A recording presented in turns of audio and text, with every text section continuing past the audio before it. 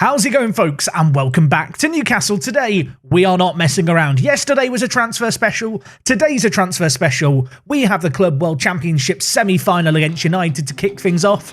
Let's get into this.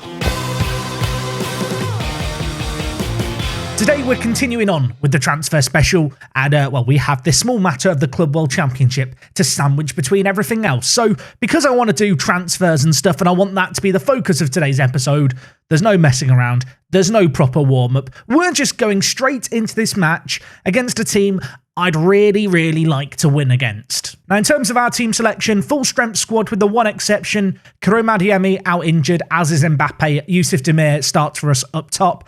As for Manchester United's team, you can see here, they've got Musiala and Marino both in their squad, two of our former men.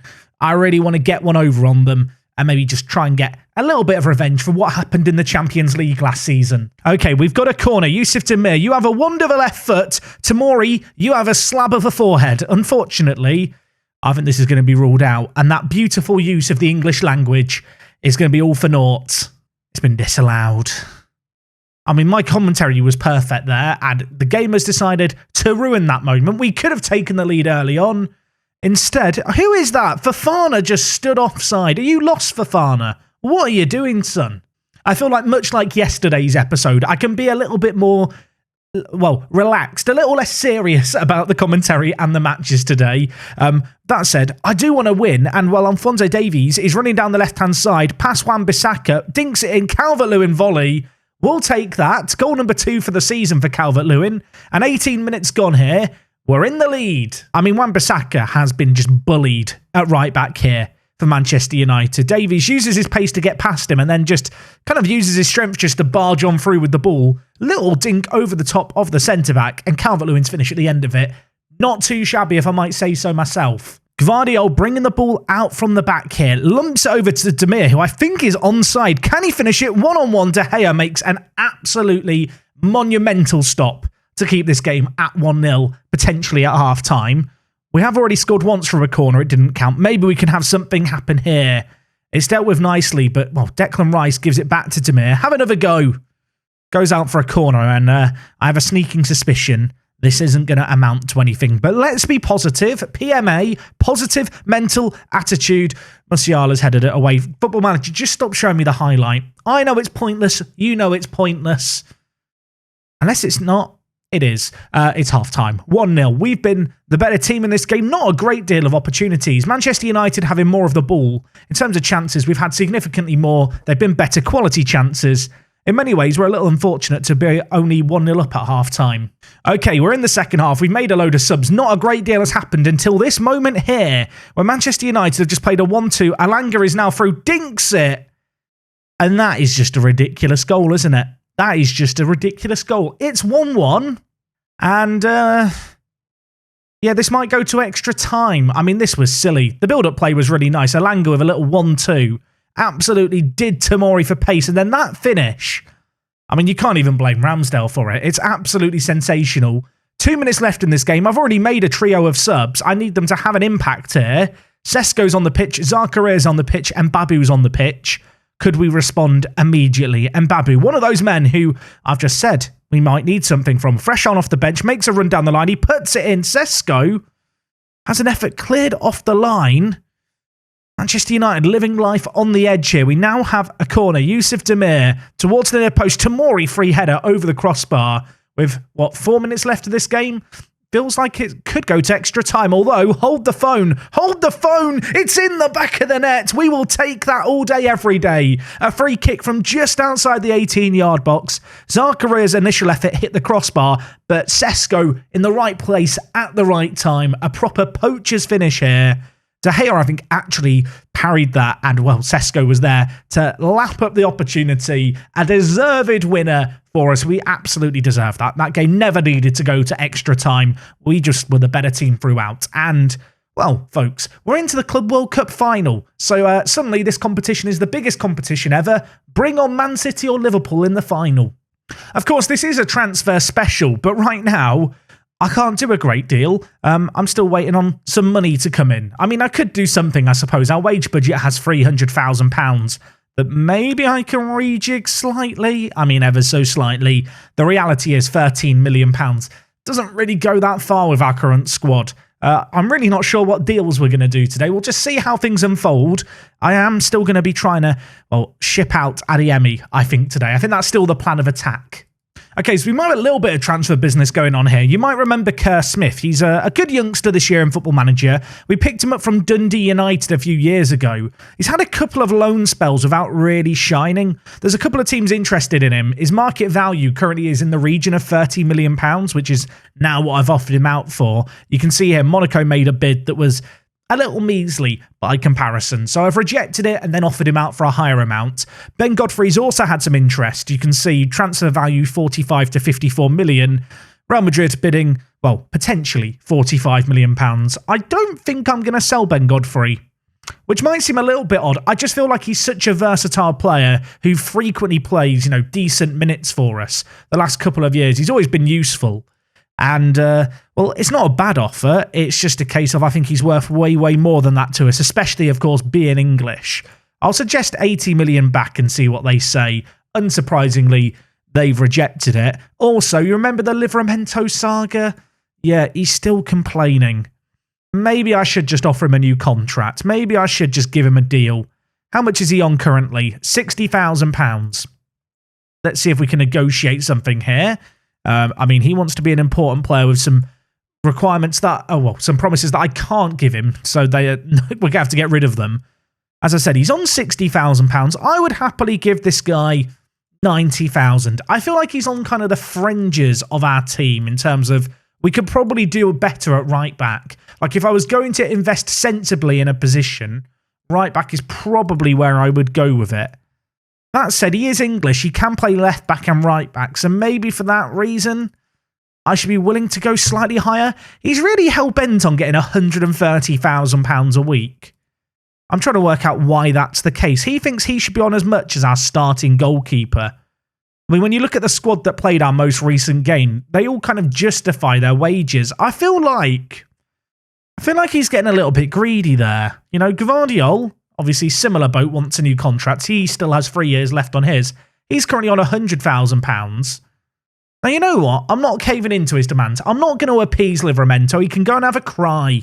I feel like for a transfer special, there's been a bit of a lack of transfers thus far, but I'm sure it'll spring into action after this. We've got the Club World Championship final. This is the first time Newcastle have ever been in this competition.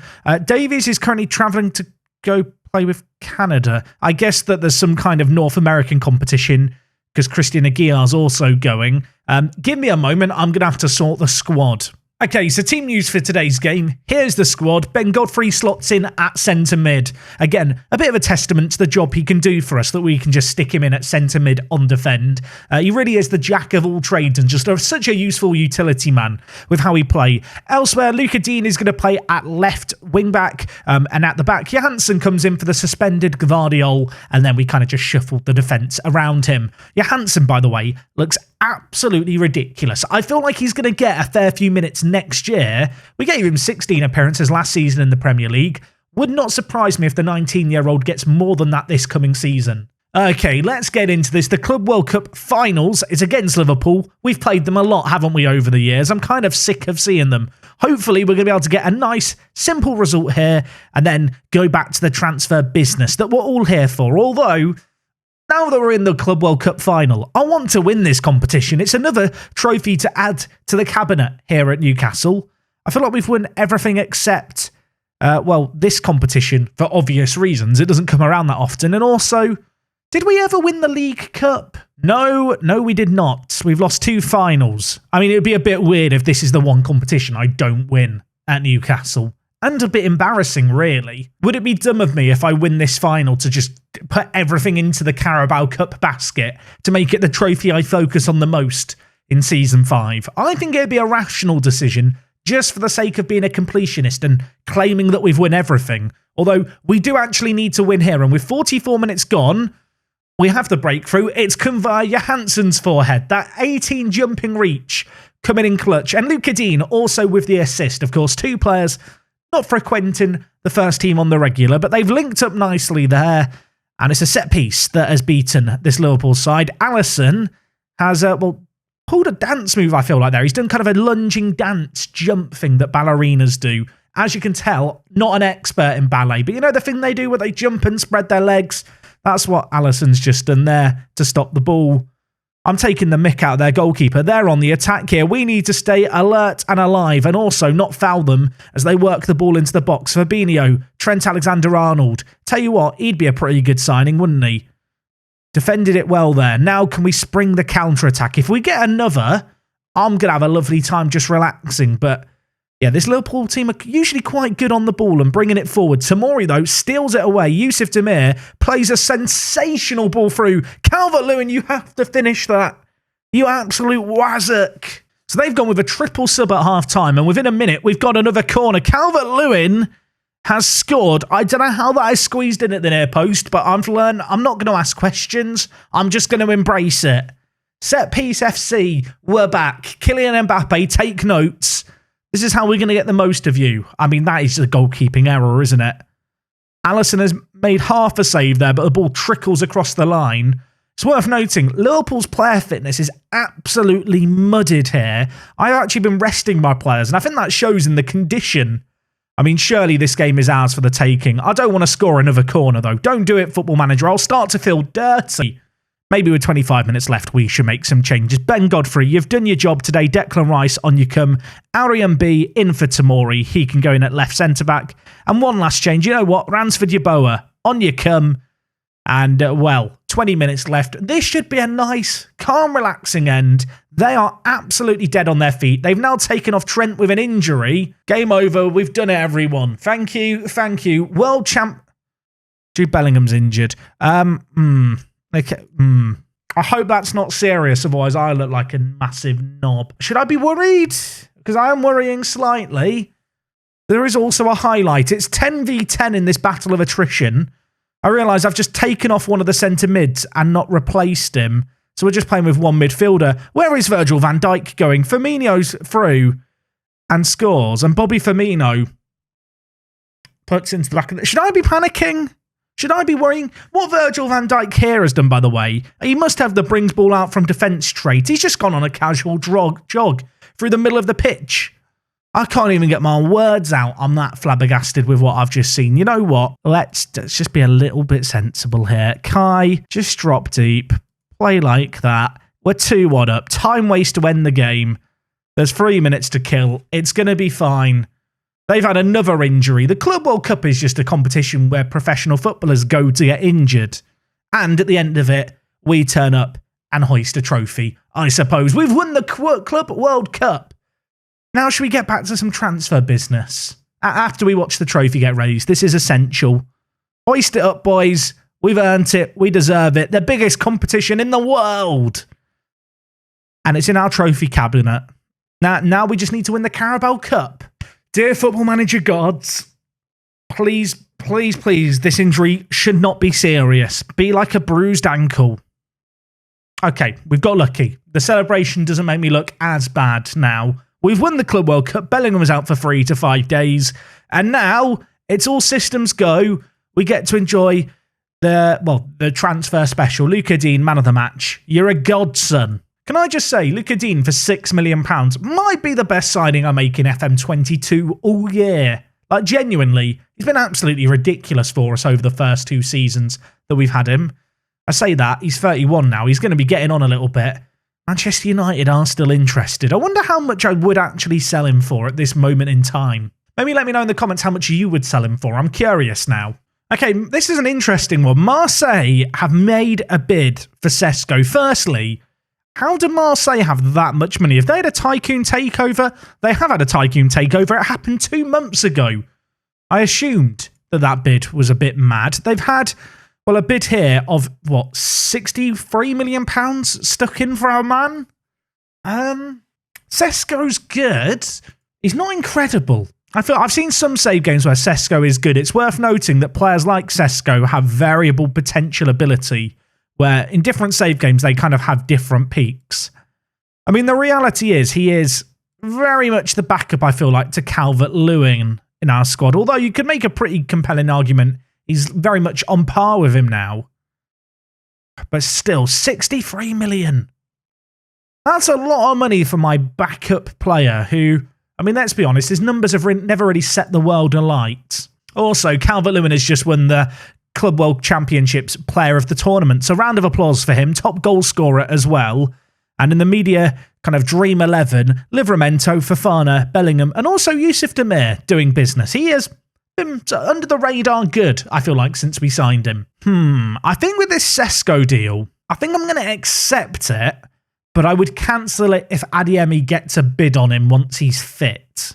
Or maybe if a more tempting offer comes in for a different player. I like Sesko. I think he's really good. I just feel like £64 million for my backup striker maybe gives me the flexibility to do something elsewhere in the team. Should we go and offer out Adeyemi for the first time today? Karim must think that I really, really hate him. He's been our top goal scorer, and now I'm just desperate to sell him because we've got Kylian Mbappe in. Just eagerly anticipating a potential transfer offer now, really, hoping that I'm not going to be told that no teams are interested, because we're about to get way into pre-season. Like, the start of the league season is not that far away, and slightly concerning. PSG are the only team that have expressed interest, and yet they've not made a bid yet. Also, I keep getting these bids on some of my backup players, like youngsters, that I'm just not willing to sell. So, yeah, I wish teams would stop bidding on them, really. Also, between the semi-final and the final, we had a bid on Florentino Luis.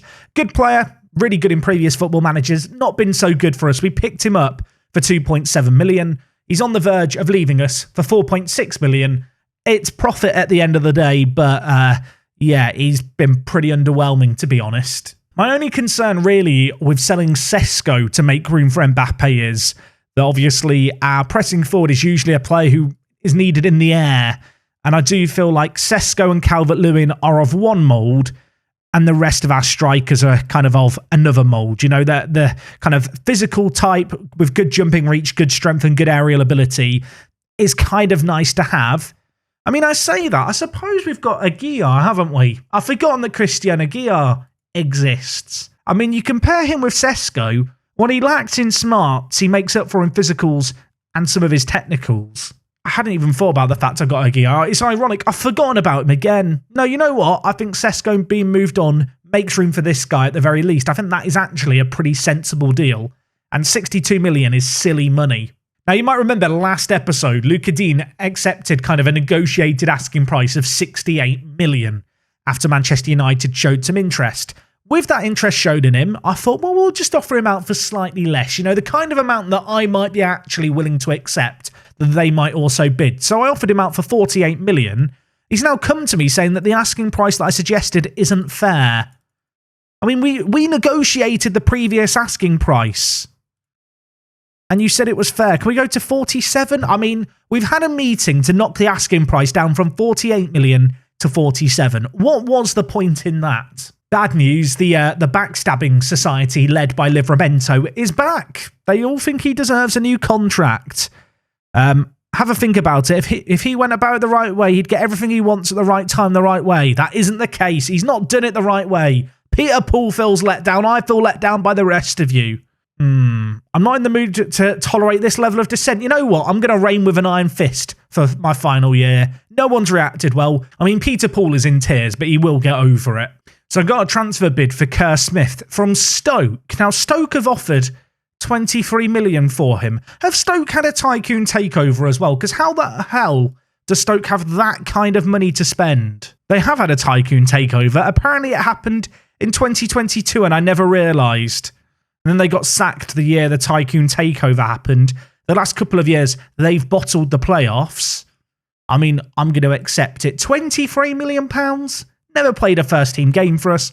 We signed him for 9 million. It's a tidy bit of profit. Some good money as well. Between him leaving, Florentino Luis leaving, and also Sesko leaving, we're going to have like close to £100 million to spend. I don't know how I'm going to spend it, but I'm going to spend it somehow.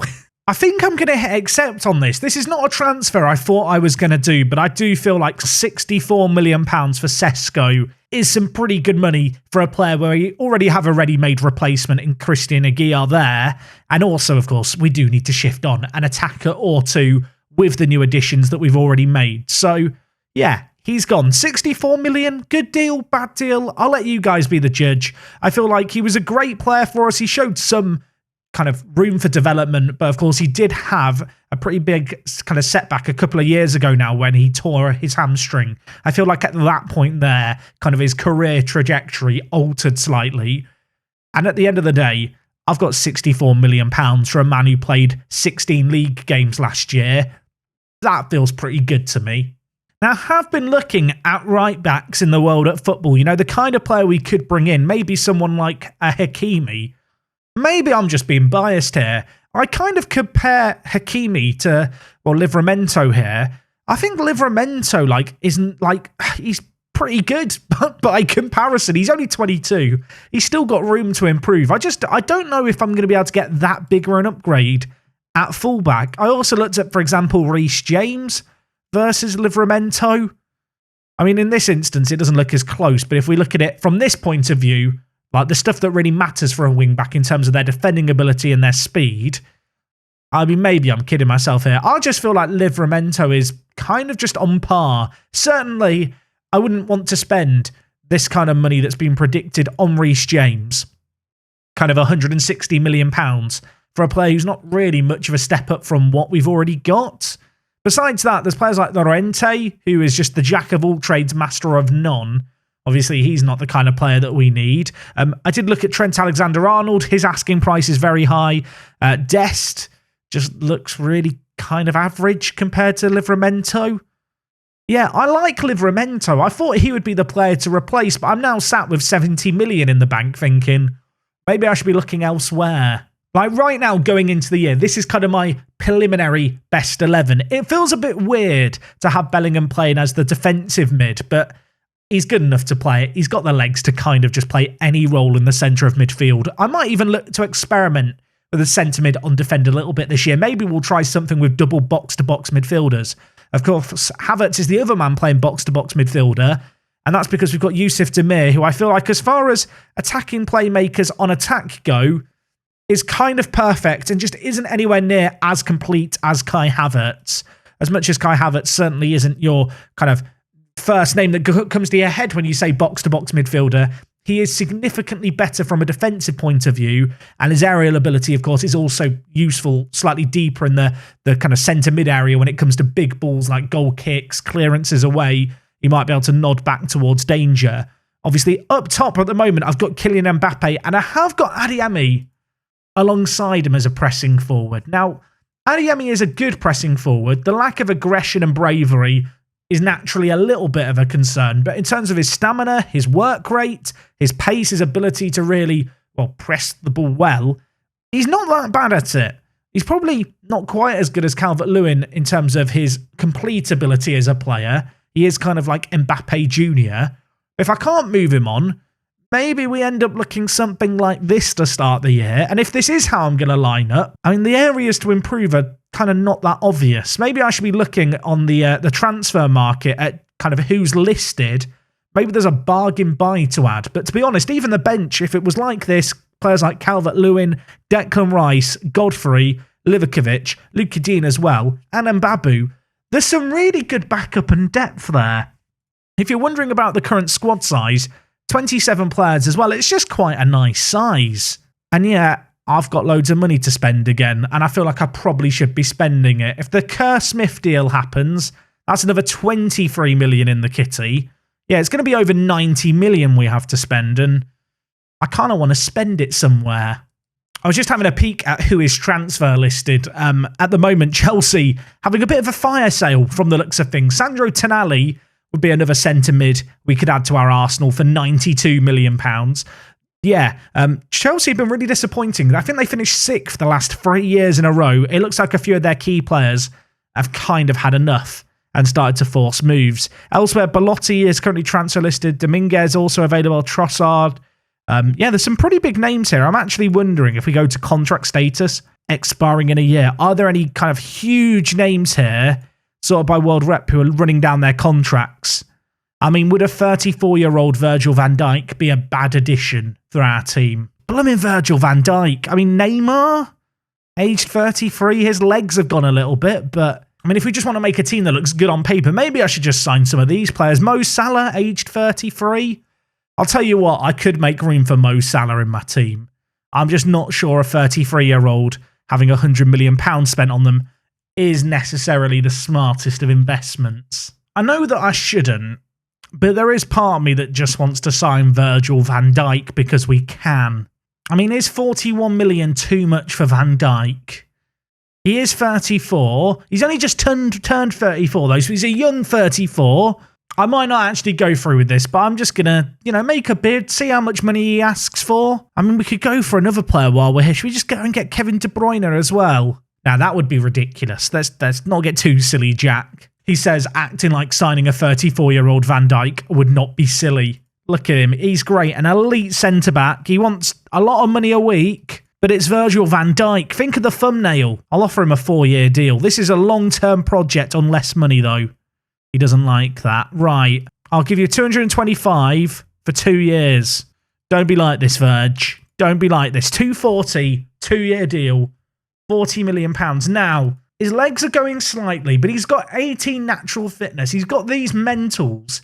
Think of him as a tutor for the team. I mean, how does he actually compare with Tomori? You would assume he's going to be competing with for a position.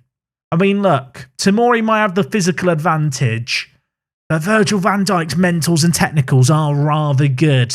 Elsewhere, Livramento still trying to force a move away from the club. No plans to sell him.